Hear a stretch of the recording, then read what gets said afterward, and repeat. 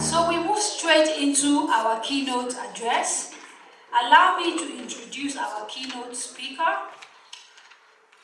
Professor Olubayi. Before he comes up, I'd like to give you a little bit of background about the man that will be delivering our keynote today.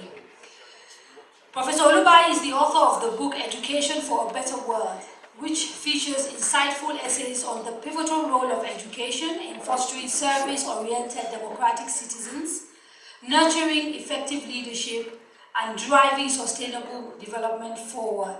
He is the Chief Academic Officer at Ma'arifa Education, which is a Pan-African company that owns private universities.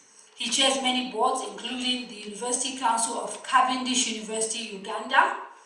Before joining Ma'arifa Education, Professor Olubayi was the Vice Chancellor of the International University of East Africa in Uganda.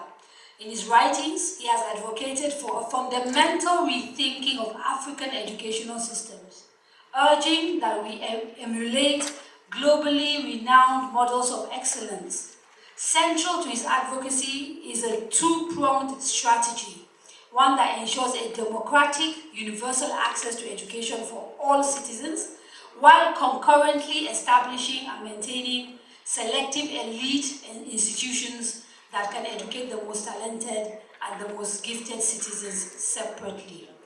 Professor Olubayi emphasizes that most highly developed democratic nations such as the USA, the UK, South Korea, Singapore, and India maintain a dual-pronged strategy for education, meaning they feature both inclusive institutions and highly selective elite institutions.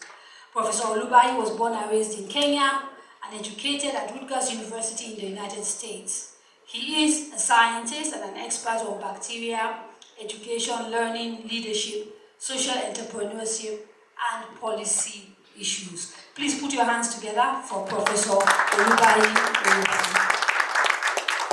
Your Excellencies, Your Royal Highnesses, teachers, the children of Edo who sang for us beautifully, government officials, the Italian ambassador to Nigeria, and the representative of the World Bank, other members of the diplomatic corps, international development partners who have been supporting EdoBest, the national development partners,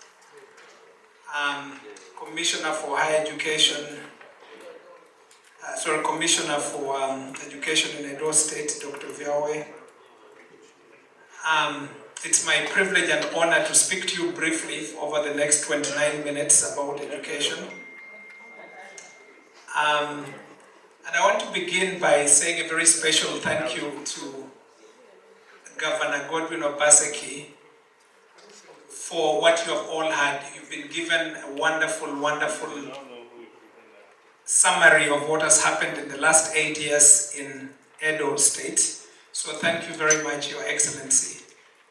And a special thank you to the Commissioner for Education, Dr. John Oviawe, for leading the collective efforts that became EdoBest in 2017, then EdoBest 2.0 in 2021, and that finally brings us here to celebrate something that I think is very deep. In the question and answer session, what was very noticeable to me and what I thought was deep and brilliant is that EdoBest has actually gone deep into the people because the strategy included building what was referred to as a parents' council, so that you actually have democratic involvement complete, so the people themselves are owners. And then you actually listen to a teacher. Mr. Salami is a teacher, is part of the system. The Nobel Prize, as you all know, for this year went to Darren Acemoglu and his colleagues for their work on inclusive institutions, where they basically argued that for a country or a state to develop, it can only do so if institutions are inclusive. And the description of EdoBest that we all saw is actually a super foundation of inclusive institution within Edo State. So I really wish to congratulate His Excellency the Governor for making sure that this is the sort of work that will be sustained by the people. It belongs not to the man who founded the project, but to the people of Edo State, and indeed to the rest of us across Africa, for whom this is an important example, an important model.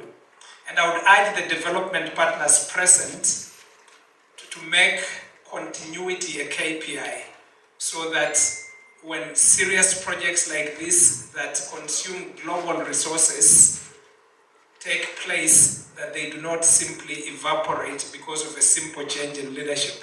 But the deeper answer is really what Asmoglu and his colleagues call inclusive institutions. I have worried a lot about education on our continent over the last 20 years. And so for me to listen to what I've been listening today is really music. And then of course the music had real music. You saw the children from the ancient city singing, and it really touched my heart. And part of what they said is that the ancient city is calling, and that Edo is the heartbeat of Nigeria, which indeed it is. Now for me, I'll tell you a little bit about myself, but I'll stick to the 29 minutes, don't worry. I grew up in Western Kenya in a village walking barefoot, and then I ended up in the United States where I studied. And the shock to me was the discovery that you have many human races and there is history, which I'd never thought about because I just lived in a village. And that there are very issues, social issues, in which some people think of themselves as better than others. And then I discovered that I wasn't just a Teso man from Teso land in Western Kenya. I discovered that I was an African because people actually saw me not as a Kenyan, and definitely I come from Teso ethnic group, not as Teso, but as an African. So I suddenly found myself representing a whole continent. And then the shock to me, which again I did not know, is that the continent was considered the last, and that I was supposed to be inferior. Okay, and I was young and with a lot of hormones in my body. Okay, so I was actually shocked and very disturbed. So I began reading a lot of history, even though I was supposed to be studying only microbiology, in which is the subject of my PhD and my other studies. But I was forced to read a lot to figure out how come people thought I'm inferior just because I come from some place called Africa, and yet I had grown up never feeling inferior. And of course, as I later found out, it's because of what happened over the last 500 years, in which Africans fell behind all of humanity. So that it is true that in terms of technology, in terms of development, in terms of economic power, in terms of education, this continent is at the bottom. So those of the people who look at us as being at the bottom are not lying. It is true. Okay. But it was not always the case. And that's why I was just so happy to hear the children saying the ancient city is calling. What the ancient city is whispering to us is that if we could be at parity with other human beings 500 years ago, we can be at parity with them again today.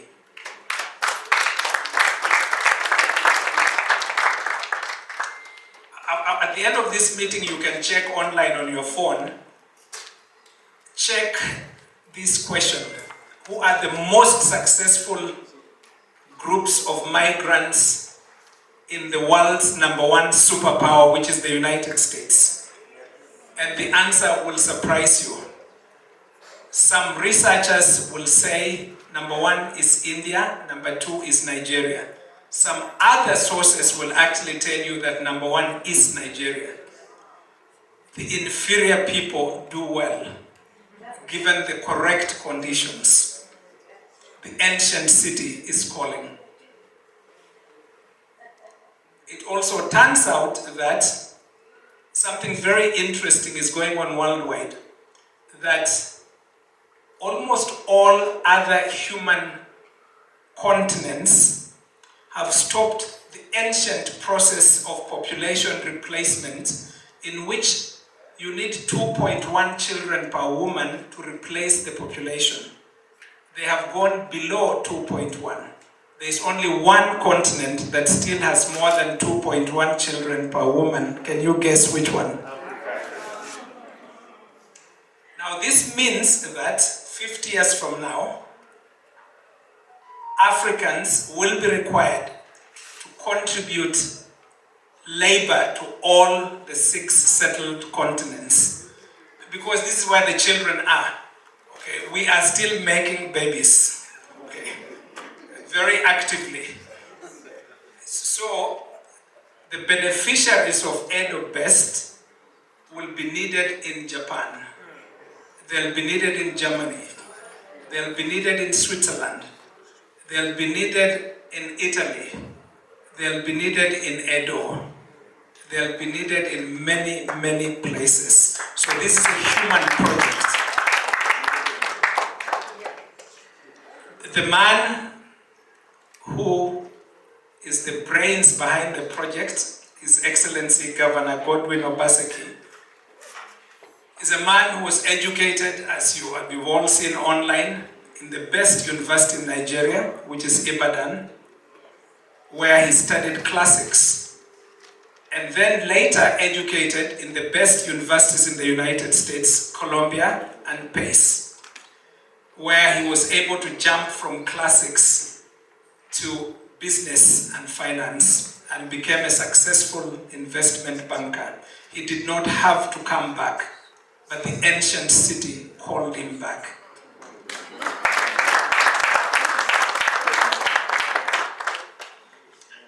And here is why the ancient city called him back.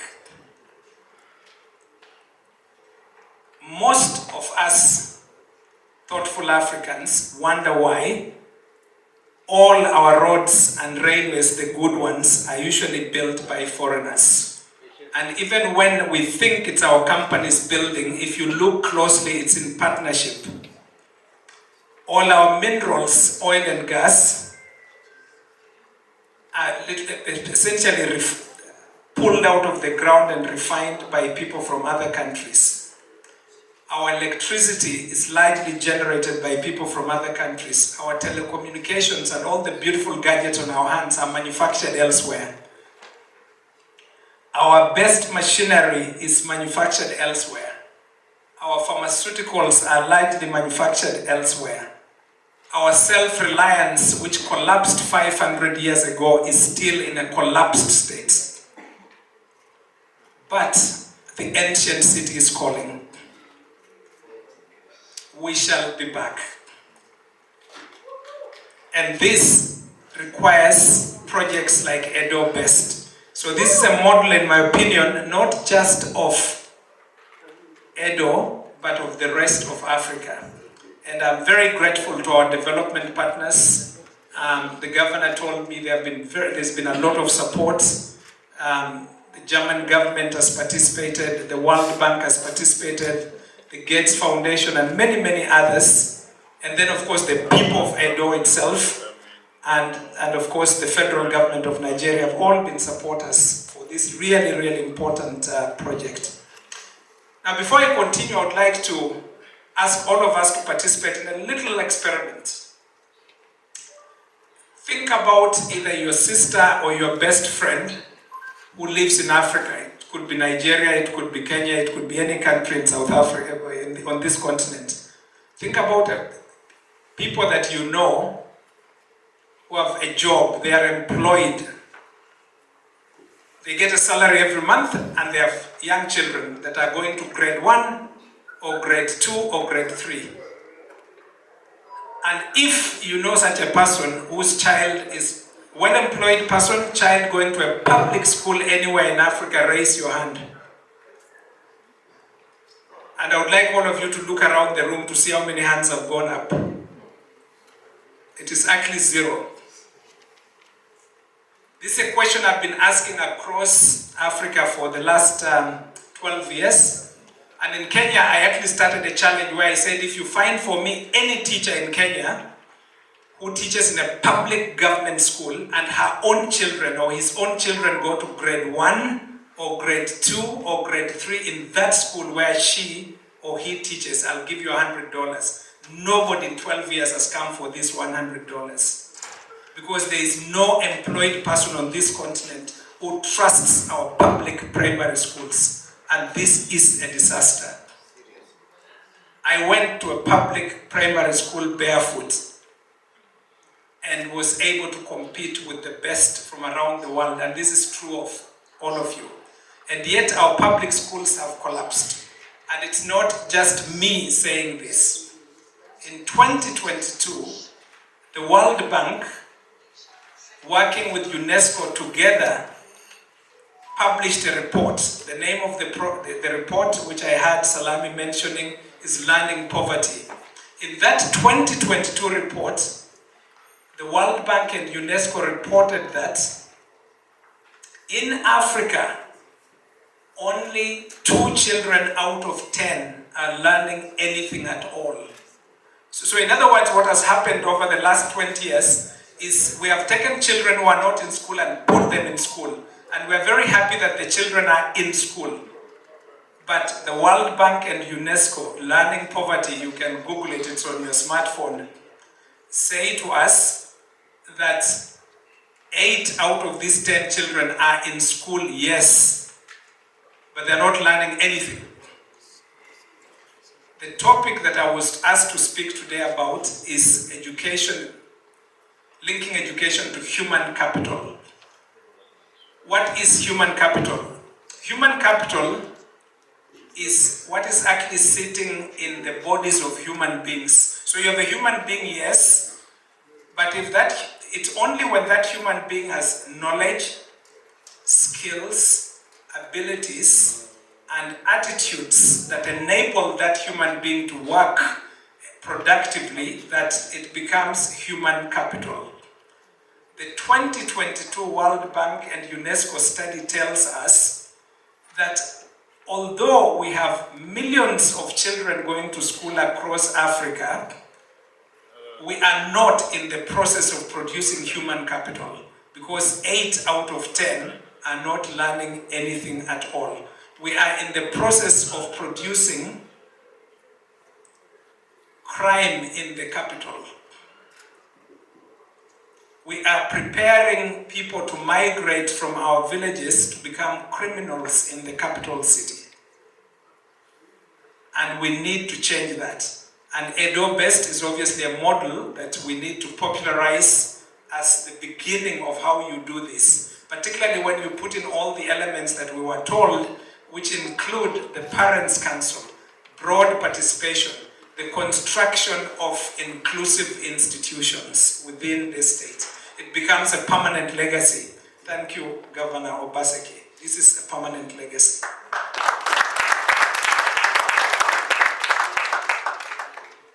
May I request you to do another little sociological experiment? And it may even help you to stretch in the process. It's good to stretch your body. Now here's the experiment, ladies and gentlemen. If you live in an apartment where there is no wall around it, or you live in a house, there is no wall, there is no electric fence, there is no razor wire, please stand up. And you can look around to see how many people have stood up.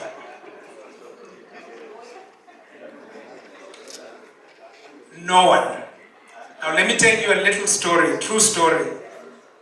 10 years ago, a young man, an African-American, brilliant student, came to visit me in Kenya. It was his first time ever to come to Africa. So me, I was really excited. I'd lived in America half my life, and now I had an opportunity to take around the African-American young man to see what I believe is one of the most beautiful cities in the world, Nairobi. So I'm driving him around, showing him mansions in Nairobi, the nice places in the city. He's an African-American man, his parents love Africa, and he has always dreamt of Africa. Now the shock to me is that as excited as I was, this young man was very sad. So I was wondering what is going on.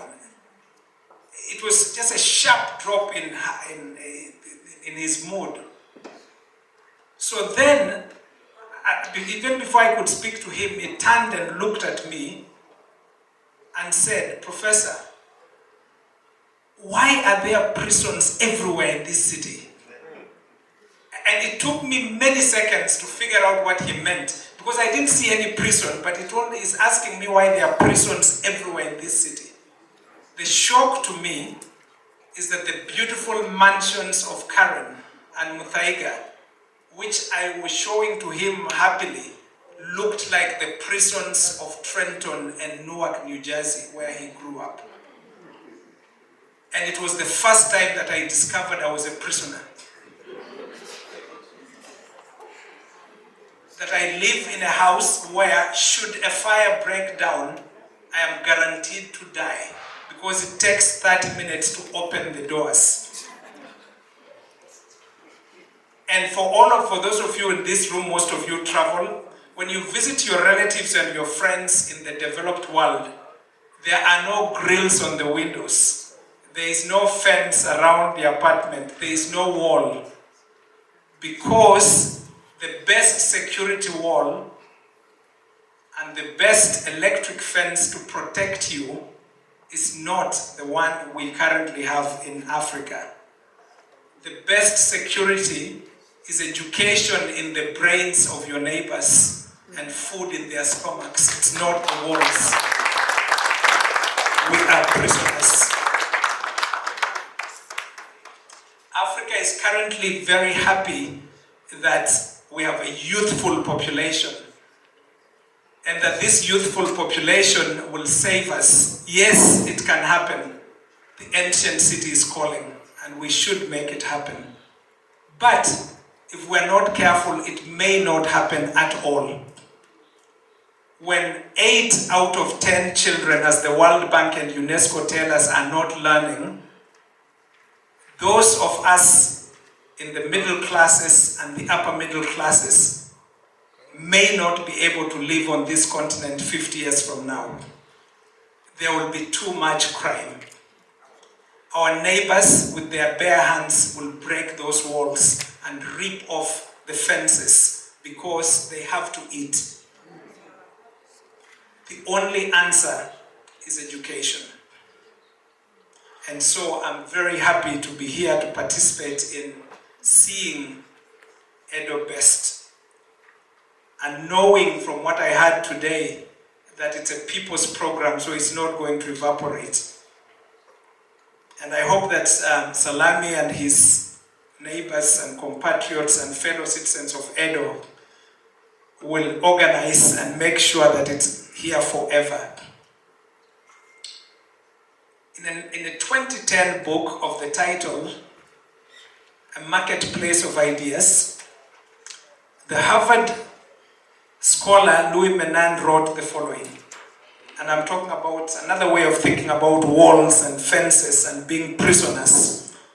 He said, knowledge is our most important business, and all our other business depends on it.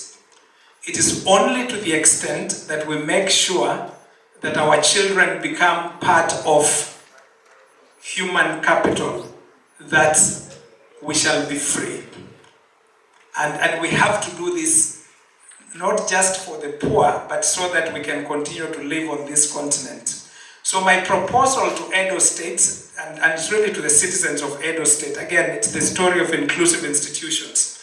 My proposal to Edo State is that you are very lucky that you had a man who, after the privileges of living around the world, came back to the ancient city, and in 2017 started EdoBest 1.0. In 2022, EdoBest 2.0. Now, it is your responsibility to begin planning and to launch EdoBest 3.0. And what will be EdoBest 3.0? Number one, you must actually continue the work that's been done. And I'll link this to what I've been thinking about for a long time, which is that in education worldwide and historically, there have actually been two ideas in education. Idea number one is the idea that you must educate everybody. That is part of the 1948 Universal Declaration of Human Rights. And that's already happening almost everywhere, including Edo, of course. But the second idea is that for any state to succeed, or any nation to succeed, or any subnational entity to succeed, it must also establish at least one school that is of the highest quality for the education of children that are exceptionally gifted and extremely talented, the genius kids, what I call genetic accidents. In other words, in Edo 3.0, there must be one secondary school in Edo that's of the same quality as Eton, the same quality as St. Philip's Andover, the same quality as the best secondary schools in Singapore and India and South Korea. Just one for the population of roughly 5 million people in Edo. This has to be part of the story of Edo 3.0. And it doesn't have to be done by government. Eton is not a government school, it's a private trust.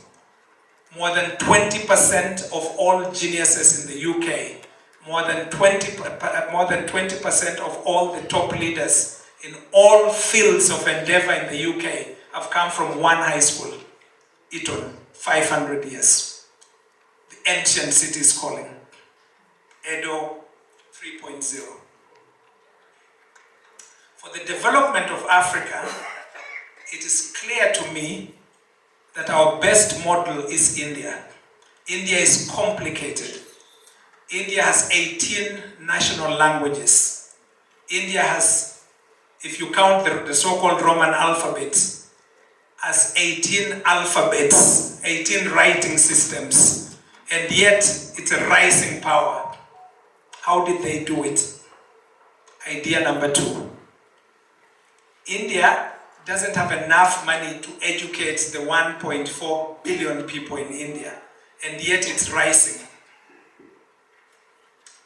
For just a quick illustration, Microsoft, we all use Microsoft on our computers. The CEO of Microsoft in the superpower in the US is Satya Nadella, born and educated in India. Google, we're all Googling all the time. The CEO of Google is Mr. Sundar Pichai, born and educated in India. IBM, which is really the founder of global computing, and still a super strong company, as you all know. The CEO of IBM in the superpower is Mr. Arvind Krishna, born and educated in India. The CEO of the graphics giant, Adobe, is Mr. Shantanu Narayan, born and educated in India. The dean of the most admired business school in the world, which actually influences all of business and public policy and all the models we use in business in the world, Harvard Business School. The dean is Professor Sirikant Datar, born and raised in India. India was as poor as Nigeria in 1947. Nigeria and the rest of Africa today get technology from India. Reason, idea number two. The ancient city is calling. In 1909, Tata, we all see the Tata trucks. Tata was aware that even though India was an extremely successful civilization for thousands of years, that it had fallen behind Europe. And the UK, the British had colonized India. So what did Tata do in 1909? He founded the Indian Institute of Science, which became the basis of all Indian modern intellectual success. Because India's ancient city called. And Tata responded. When the ancient city of Benin calls, I hope you will respond. Just a little quick illustration of what happens when countries or sections of countries, subnational entities, choose to take idea number 2 seriously. Let's think of the tiny country of Singapore. Singapore has the same population as Edo State, 5 million people. You can check this on your phone. The GDP of Singapore is 500 billion with a B. It's $500 billion, higher than the whole of Nigeria, with its population of 220 million. Reason: human capital.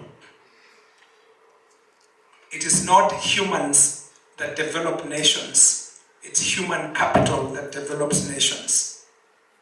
The GDP of Singapore is higher than that of Nigeria.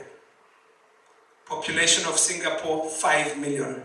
Population of Nigeria, over 220 million. Israel has a population of 9 million people. Roughly half the population of Lagos. But Israel gives foreign aid across Africa to our countries. Here's a story from the World Intellectual Property Organization. You can check this online. WIPO, the World Intellectual Organization, reported in 2022 that Israel registered discoveries, patents, 17,327. 17,327. Israel, 2022, WIPO. Nigeria, 16. Kenya, 396. Egypt, 866. The tiny country of Israel, population 9 million, registered more discoveries than all of Africa. All the 54 countries recognized by the UN, or the 55 recognized by the African Union. Reason: human capital. The ancient city is calling. For those of you who know the history of Israel, the Israelis or the Jews went into exile for more than 2,000 years, but came back home because the ancient city called. And today they register more patents than all of Africa.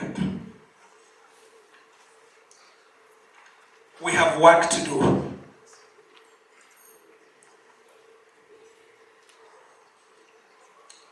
If we care about this continent and our states, we must borrow the best models that the rest of the world has borrowed in education, and we must support the beginnings of this renaissance, of which EdoBest is one of our best examples. And I love the name because even though best in this case means basic education sector, the BEST, basic education sector transformation, but it has the other meaning, best, excellence. We must have schools for the most excellent among us so that we cultivate excellence even as we educate everybody else. If Africa doesn't do this, we shall not be able to live on this continent. For Africa to develop, it must first of all industrialize. So that means that we actually have to find very clever ways of how to develop human capital of the best quality imaginable. And the good news, ladies and gentlemen, is that it's an open secret. All we have to do is to do what other people are doing in other countries or other states. And you don't have to wait for the whole country. The capital of Indian technology does not sit in New Delhi, and it does not sit in Mumbai, and it does not sit in Calcutta. It sits in Bangalore. The children sang to us and they said, Edo is the heartbeat of Nigeria. The Bangalore of Nigeria is Edo. Thank you.